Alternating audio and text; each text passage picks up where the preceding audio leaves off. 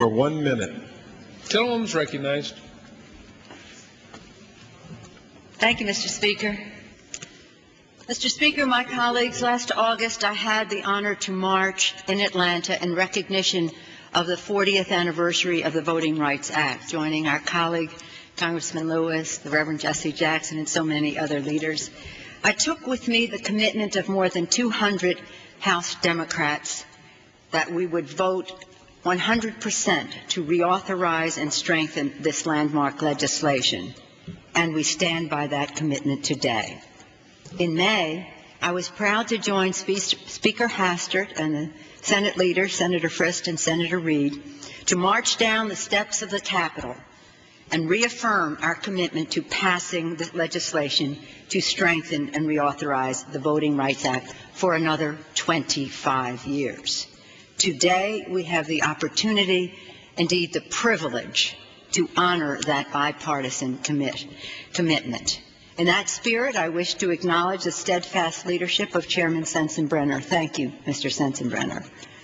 Mr. Conyers, thank you for your leadership, the two of you for working together, and the extraordinary leadership of Congressman Mel Watt, the chair of the Congressional Black Caucus and a member of the Judiciary Committee, who helped cobble together this compromise with his persistent leadership. Thank you, Mr. Watt.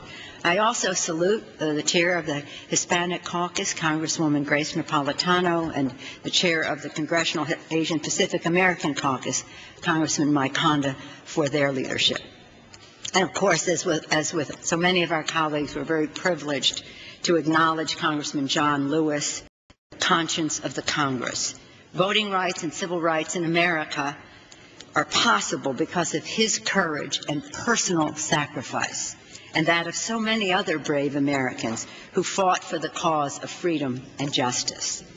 This was an epic moral struggle in our country, and it remains our moral imperative to remove obstacles to voting and to representation for all. Among the other brave Americans are three extraordinary women. It is fitting that this legislation is named for Rosa Parks, for Coretta Scott King, and for Fannie Lou Hamer. These women were constant in their pursuit of voting rights. Rosa Parks ignited the Montgomery bus boycott.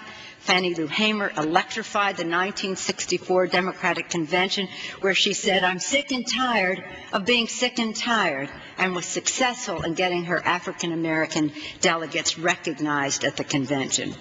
Coretta Scott King was a keeper of the flame and one of our nation's greatest civil rights leaders in her own right.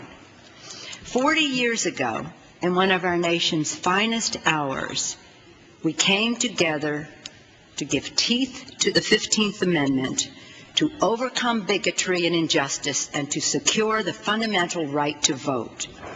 With the passage of the Voting Rights Act, we said that we would no longer tolerate any of the nefarious methods such as poll tax, literacy tests, grandfather clauses, and brutal violence that had been used to deny African Americans and other minority citizens the right to vote.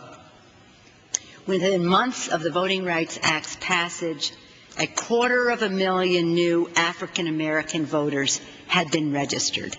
250,000 new voices that had been silenced could finally be heard.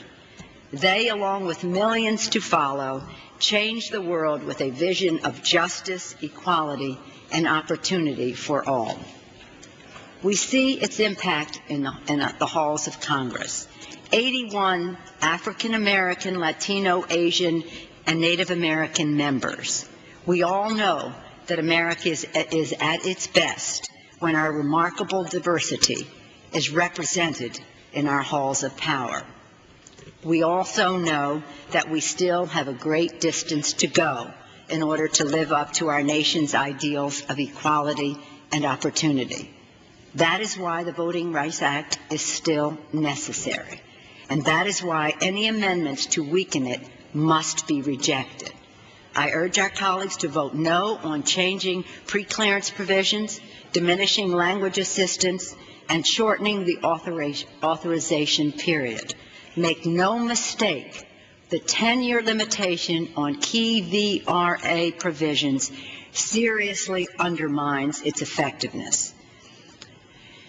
As we're all familiar with the I Had a Dream speech of Dr. Martin Luther King, the March on Washington, nearly 43 years ago. One part of the speech that I love that is not as frequently as quoted as the I Had a Dream part, though, is he said in that speech, he said, "We have come to this hallowed spot to remind America of the fierce urgency of now. This is no time to engage in the luxury of cooling off or to take the tranquilizing drug of gradualism. Now is the time to make justice a reality for all of God's children. We today must reject gradualism by voting no on the amendment to make the reauthorization period 10 years. Any diminishment of the Voting Rights Act is a diminishment of our democracy. In America, the right to vote must never, ever be compromised. We must not rest until the expiring sections of the Voting Rights Act are strengthened and reauthorized. This is our solemn pledge and obligation." Thank you, Mr. Speaker. Gentleman from Michigan. Mr. Chairman,